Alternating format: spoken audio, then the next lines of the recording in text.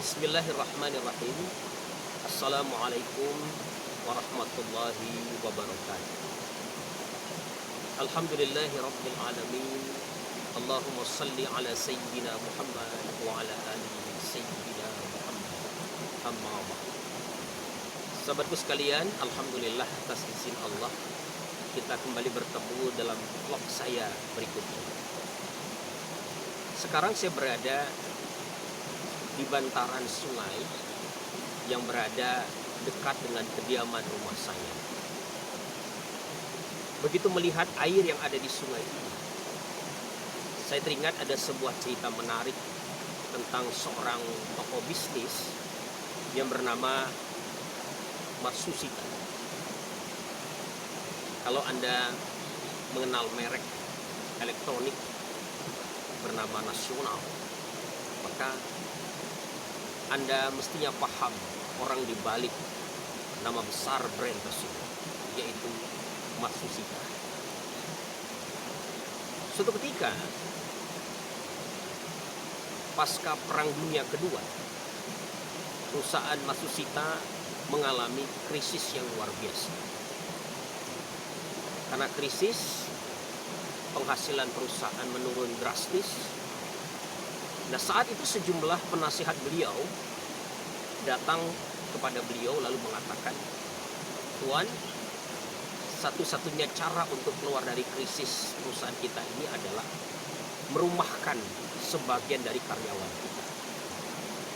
Nah, mendengar nasihat tersebut, Matsushita terdiam. Lalu setelah berpikir sejenak, dia mengatakan kepada para penasihat itu, "Tidak, saya tidak akan merubahkan karyawan-karyawan kita. Bagaimana mereka makan setiap hari? Bagaimana dengan istri mereka? Bagaimana dengan pendidikan anak-anak mereka? Sudah, besok kalian kumpulkan seluruh karyawan kita. Nanti saya akan bicara di hadapan mereka langsung." Maka sahabatku sekalian yang dirahmati Allah, besok sebagaimana waktu yang ditentukan, berkumpullah seluruh karyawan dari Matsushita tersebut. Lalu dia muncul sembari membawa segelas air. Lalu di hadapan para karyawan yaitu dia mengatakan, "Saudara-saudara, Anda semua tahu, perusahaan kita mengalami krisis, mengalami kesulitan yang luar biasa. Tapi krisis ini akan bisa kita lewati dengan baik kalau kita bisa belajar dari filosofi air." Nah, pertanyaan kemudian, apa sih pelajaran yang diajarkan oleh Matsushita kepada karyawannya tentang filosofi air?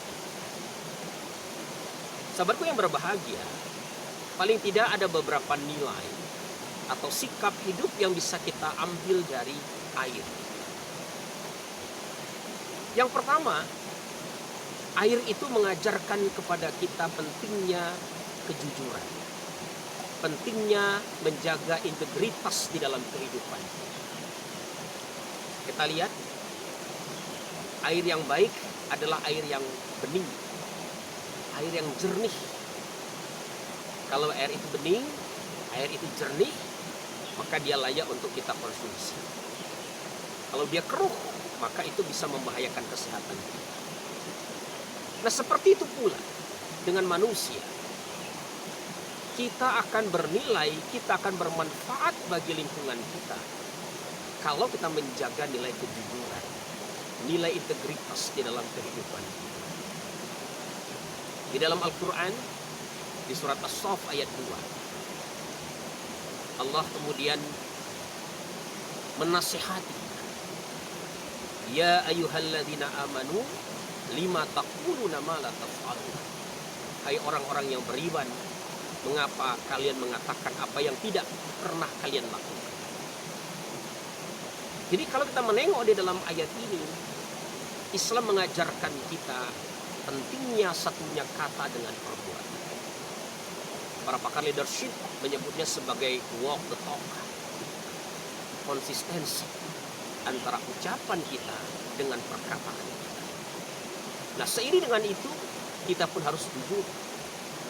Kita harus menyampaikan apa adanya tentang barang dagangan kita, tentang produk kita. Karena kejujuran itu adalah salah satu modal utama di dalam kita berhubungan di antara manusia, terlebih di dalam berbisnis. Yang kedua, sahabatku yang berbahagia, filosofi yang disampaikan oleh Matsushita terkait dengan air itu.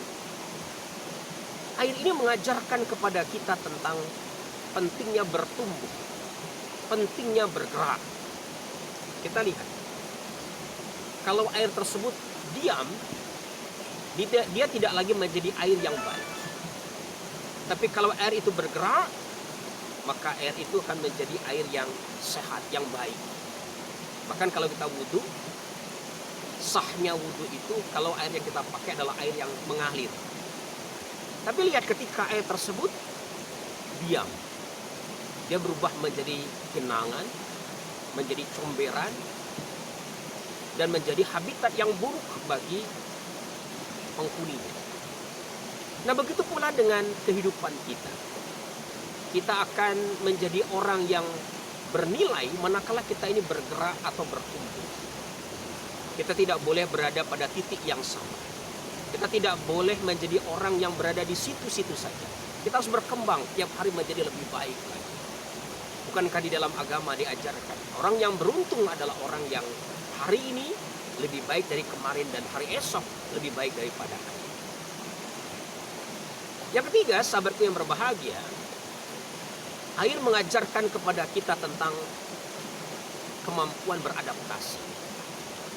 Lihat air itu. Ketika berada di dalam ember, dia berbentuk ember.